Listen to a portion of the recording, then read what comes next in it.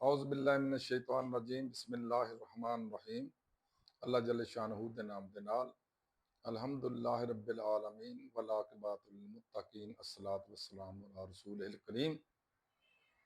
दोस्तों अस्सलामु अलैकुम। डॉक्टर नसीर कालो हाज़िर सीएनपी न्यूज़ ਤੋਂ। ਦੋਸਤੋ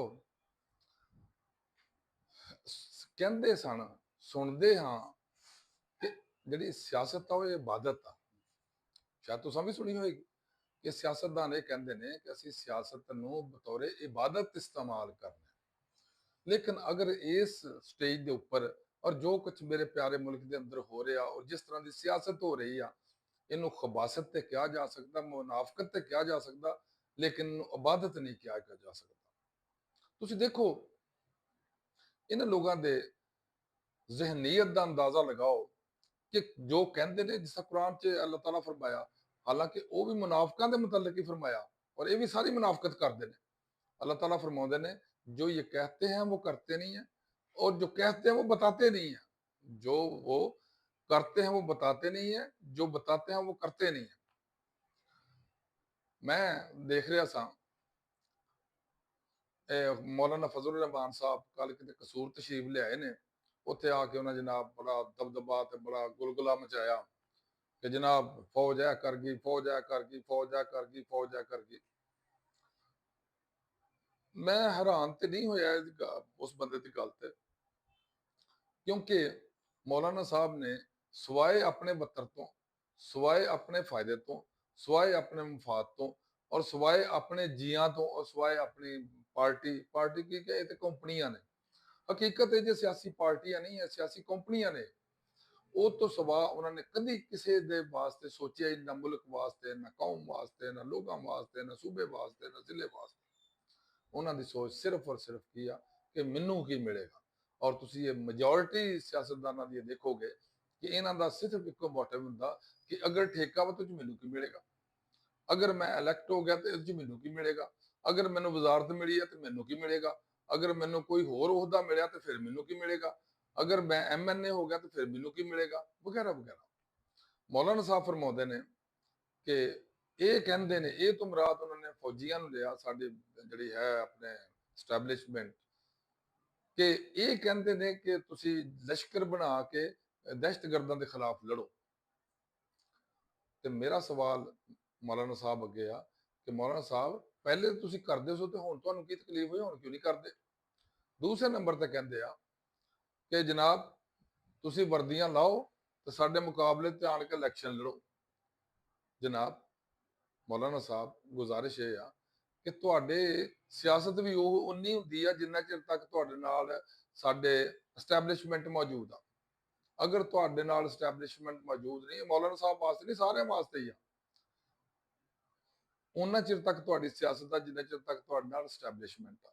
ਜਦੋਂ एस्टैबलिशमेंट ਪਰੇ ਹੋ ਜਾਂਦੀ ਆ ਤਾਂ ਤੁਸੀਂ ਉਹਨੂੰ ਗਾਲਾਂ ਕੱਢਣੀ ਸ਼ੁਰੂ ਕਰ ਦਿੰਦੇ ਹੋ।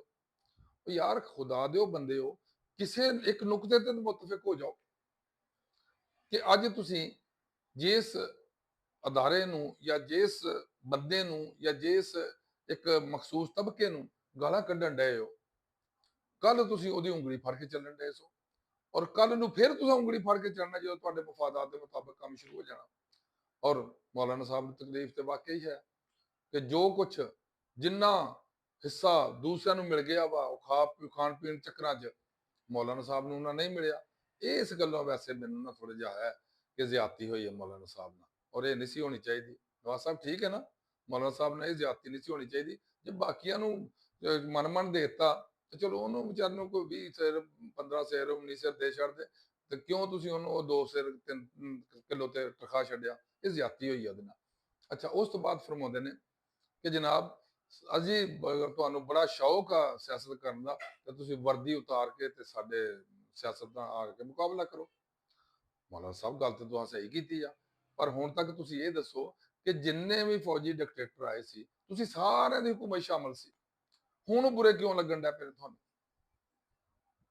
ਯਾਰ ਕੁਛ ਨਾ ਕੁਛ ਤਾਂ ਬੰਦੇ ਨੂੰ ਸੋਚਣਾ ਚਾਹੀਦਾ ਗੱਲ ਕਰਨ ਤੋਂ ਪਹਿਲੇ ਕਿ ਤੁਸੀਂ ਜਾਂ ਤੇ ਇੰਨੇ ਨੀਟ ਐਂਡ ਕਲੀਨ ਹੈਂਡਡ ਹੋਵੋ ਕਿ ਤੁਸੀਂ ਦੂਸਰੇ ਤੇ ਕਰ ਸਕੋ, ਇਤਰਾਜ਼ ਕਰ ਸਕੋ ਜਾਂ ਤਨਕੀਦ ਕਰ ਸਕੋ। ਲੇਕਿਨ ਤੁਸੀਂ ਆਪ ਇਸ ਹੱਦ ਤੱਕ ਲੁਥੜੇ ਜੇ, ਇਸ ਹੱਦ ਤੱਕ ਤੁਸੀਂ ਦੰਸੇ ਹੋਏ ਜੇ ਇਸ ਗੱਦ ਦੇ ਅੰਦਰ, ਤੇ ਤੁਸੀਂ ਦੂਸਰਿਆਂ ਨੂੰ ਕੀ ਕਹਿ ਸਕਦੇ ਹੋ?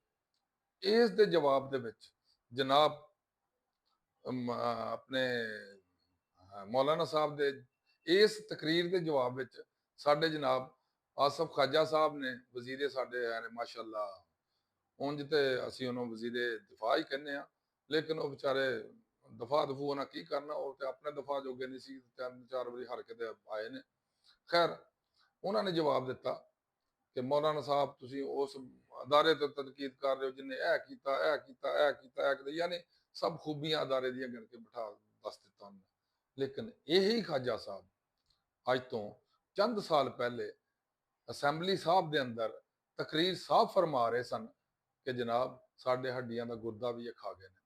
ਇਹ ਰੋਜ਼ ਕਹਿੰਦੇ ਆ ਸਾਡੀ ਤਨਖਾਹਾਂ ਵਧਾ ਦਿਓ, ਇਹ ਰੋਜ਼ ਕਹਿੰਦੇ ਆ ਸਾਡੇ ਬਜਟ ਵਧਾ ਦਿਓ, ਇਹ ਰੋਜ਼ ਕਹਿੰਦੇ ਆ ਸਾਡੇ ਫੰਡਸ ਵਧਾ ਦਿਓ, ਇਹ ਰੋਜ਼ ਜਨਾਬ ਸਾਡੇ ਉੱਤੇ ਦਬਾਅ ਡਾਲਦੇ ਨੇ, ਇਹਨੇ ਹਕੂਮਤ ਨਹੀਂ ਕਰਨ ਦਿੰਦੇ, ਸਾਨੂੰ ਹਕੂਮਤ ਅੱਛੇ ਤਰੀਕੇ ਨਾਲ ਕਰਨ ਦਿੰਦੇ, ਇਹ ਸਿਆਸਤ ਕਰਦੇ ਨੇ ਵਗੈਰਾ ਵਗੈਰਾ।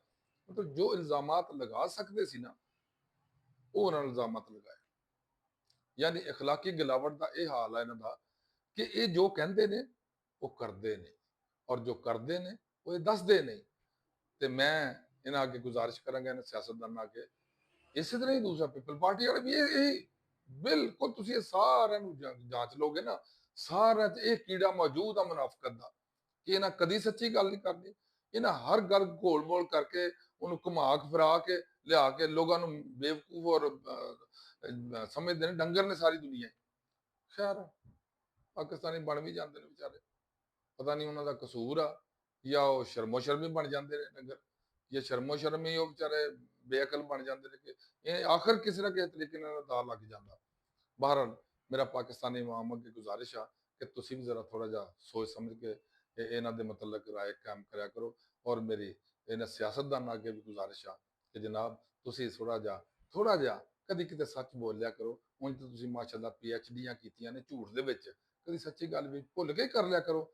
ਔਰ ਤੀਸਰੀ ਗੁਜ਼ਾਰਿਸ਼ ਮੇਰੀ ਆਪਣੀ ਐਸਟੈਬਲਿਸ਼ਮੈਂਟ ਦੇ ਮੁਤਲਕ ਆ ਕਿ ਜੋ ਸਾਡੇ ਮੁਲਕ 'ਚ ਹਾਲਾਤ ਨੇ, ਖਸੂਸਨ ਕਸ਼ਮੀਰ, ਬਲੋਚਿਸਤਾਨ ਔਰ KPK ਦੇ ਕੁਝ ਇਲਾਕਿਆਂ 'ਚ, ਮਿਹਰਬਾਨੀ ਕਰੋ ਇੰਟੈਲੀਜੈਂਸ ਏਜੰਸੀਆਂ ਨੂੰ ਅਲਰਟ ਕਰੋ, ਡਿਫੈਂਸ ਏਜੰਸੀਆਂ ਜਾਂ ਸਿਕਿਉਰਿਟੀ ਏਜੰਸੀਆਂ ਜਿਹੜੀਆਂ ਨੇ ਉਹਨਾਂ ਨੂੰ ਅਲਰਟ ਕਰੋ। ਇਹ ਪਾਕਿਸਤਾਨ ਦੇ ਦਿਫਾਅ ਵਾਸਤੇ ਜੇ ਤੁਹਾਨੂੰ ਆਪਣਾ ਪਾਕਿਸਤਾਨ ਦਾ ਦਿਫਾਅ ਬੜੇ ਮਜ਼ਬੂਤ ਤਰੀਕੇ ਨਾਲ ਕਰਨਾ ਚਾਹੀਦਾ।